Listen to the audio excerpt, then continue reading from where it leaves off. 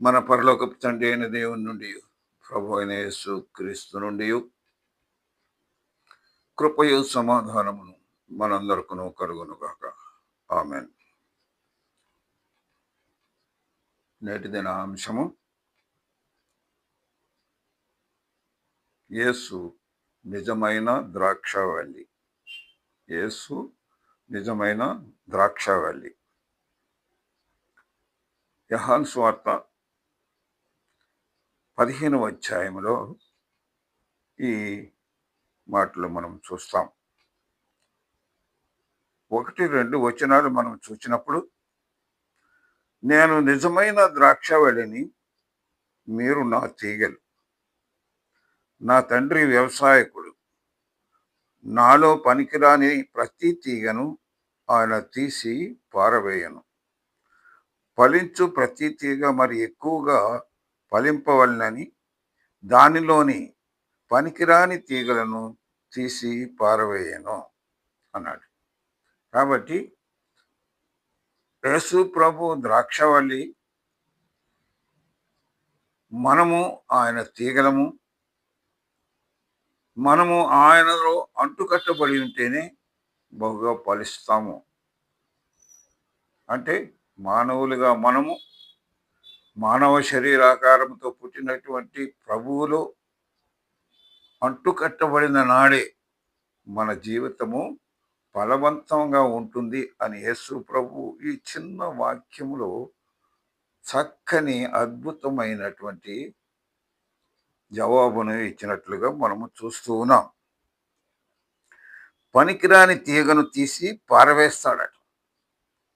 పనికొచ్చే తీగకి ఆయన అధికముగా ఫలింప చేస్తాడట. 5వ వచనంలో ఏమంటున్నాడు? ద్రాక్షవల్లిని నేను, తీగలు మీరు. ఎవడు నా యందు నిలిచి ఉండును, నేను ఎవని యందు నిలిచి ఉందును, వాడు బహుగా ఫలించును. దేవుని యేసు ప్రభువుతో ఎవడైతే నిలిచి ఉంటాడో వాడు బహుగా ఫలిస్తాడు. అనేకులను యేసు వైపు తిప్పుతాడు. ఆయనతో అంటుకట్టబట్టడానికి సహాయపడుతూ ఉంటాడు. 8వ వచనంలో ఏమంటున్నాడు చూద్దాం. మీరు బహుగా ఫలించుట వలన నా తండ్రి మహిమపరచబడును. అందువలన మీరు నా శిష్యులగుదురు అంటాడు. కాబట్టి ఆయన శిష్యులుగా ఉండాలి అంటే మనం ఫలించాలి, సువార్తను ప్రకటించాలి, అనేకులను ఆయన వైపు తిప్పాలి, పరలోక రాజ్యంలో ప్రవేశించడానికి వారికి మార్గం చూపించాలి, నరకములో ప్రవేశించకుండా అనేకమైనటువంటి ఆత్మలను రక్షించే వారముగా మనం ఉండాలి అనేది ఈ వాక్యము ద్వారా ప్రభు మనకు తెలియచేస్తున్నాడు. ఆయన శిష్యులుగా ఉండాలి. శిష్యులకి దేవుడు ఆయన్ని పిలిచాడు. పిలిచి వారికి అపోస్తలులు అని పేరు పెట్టాడు. అంటే పిలువబడిన వారు అని అర్థం. ఆ పిలువబడిన వారిలో మనం కూడా ఉండటానికి ప్రయత్నం చేద్దాం. అయితే పరమగీతములు 7వ అధ్యాయము 13-15 వచనాల్లో ఈ విధంగా ఉంది. అంజూరపు కాయలు పక్వమునకు వచ్చి ఉన్నవి, ద్రాక్ష చెట్లు పూతపట్టి సువాసన ఇచ్చుతున్నవి. 15వ వచనంలో ఏమంటున్నాడు? మన ద్రాక్ష తోట పూతపట్టి ఉన్నవి, ద్రాక్ష తోటను చెరుపు నక్కలను పట్టుకొనుడి, సహాయం చేసి గుంట నక్కలను పట్టుకొనుడి. అంజూరపు కాయలు పక్వానికి వచ్చాయి, ద్రాక్ష తీగలు పూలు పూసినాయి, చక్కని సువాసన వెదజల్లుతూ ఉన్నాయి. ఆ సమయంలో నక్కలు ఏం చేస్తున్నాయి? వచ్చి ఆ కాయలను తినడానికి తిని పారిపోతూ ఉన్నాయి.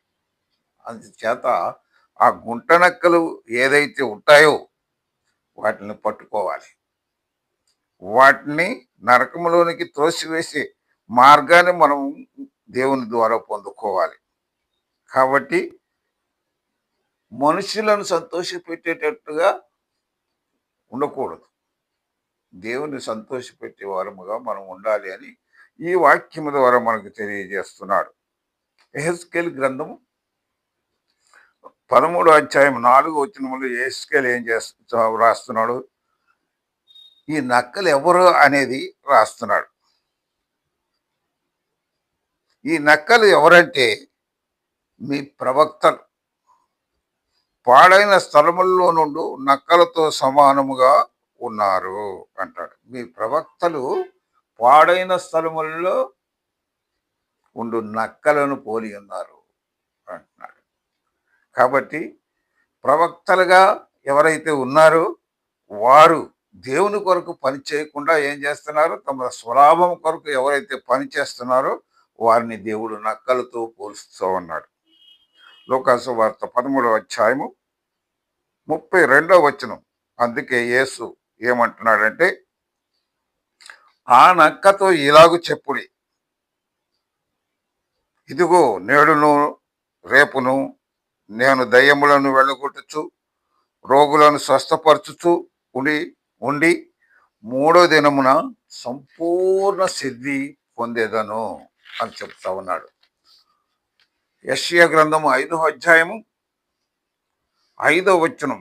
ఆ 5వ అధ్యాయం 1-2 వచనాల్లో యెషయా ప్రవక్త ఎప్పుడో ఈ విధంగా ప్రవచించాడు. నా ప్రియుని గూర్చి నేను పాడెదను వినుడి, అతని ద్రాక్ష తోటను బట్టి నాకిష్టుడైన వాని గూర్చి నేను పాడెదను వినుడి. సత్తువ గల భూమి కొండ మీద నా ప్రియునికి ఒక ద్రాక్ష తోట ఉండెను. ఆయన దాన్ని బాగుగా తవ్వి రాళ్లను ఏరి అందులో శ్రేష్టమైన ద్రాక్ష తీగలను నాటించాను. దాని మధ్యన బురుజు ఒకటి వేయించి ద్రాక్ష తొట్టి తొలిపించాను. పండ్లు ఫలింపవలనని ఎదురు చూచుచూ ఉండెను. సత్తువ గల భూమి కొండ మీద ఆయనకి ఒక చక్కని ప్రదేశంలో దాన్ని బాగా తవ్వి అందులో ఉన్నటువంటి పనికిరాని రాళ్ళన్నింటినీ ఏరి పరిశుద్ధపరిచి నిన్ను నన్ను కూడా ఆ ప్రభు ఫలింపవలనని ఎదురు చూస్తూ ఉన్నాడు. ద్రాక్ష తొట్టి తొలిపించాడు, పండ్లు ఫలింపవలనని ఎదురు చూస్తూ ఉన్నాడు. ఆ ఎదురు చూసే సమయంలో అసలు ఈ ద్రాక్ష తోట ఏంటి, ఈ మనుషులకి సంబంధం ఏంటి, ఈ ద్రాక్ష తోట ఎవరు అనే విషయాన్ని యెషయా గ్రంథం 5వ అధ్యాయం 7వ వచనంలో అంటాడు. ఇశ్రాయేలు వంశము సైన్యములకు అధిపత్యగు యెహోవా తోట,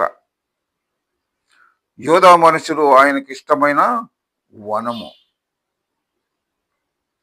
దాన్ని యిర్మీయా ప్రవక్త ఏం రాశాడో చూద్దాం. యిర్మీయా 31:5లో, నీవు సొమ్రోను కొండ మీద ద్రాక్ష వల్లులను మరలా నాటించెదవు, నాటువారు దాని ఫలములను అనుభవించెదరు అంటాడు. ద్రాక్ష పండ్లు కాయలని ఎదురు చూచినప్పుడు నాటిన వారు దాన్ని ఫలాన్ని అనుభవిస్తారు. కనుక మనం ప్రభువుతో ఉంటే ఫలించిన ద్రాక్షావళిని అనుభవించడానికి ఆయన శక్తిని మనకు దయచేస్తాడు. యెషయా గ్రంథము 27వ అధ్యాయము 2-3 వచనాల్లో, ఆ దినమున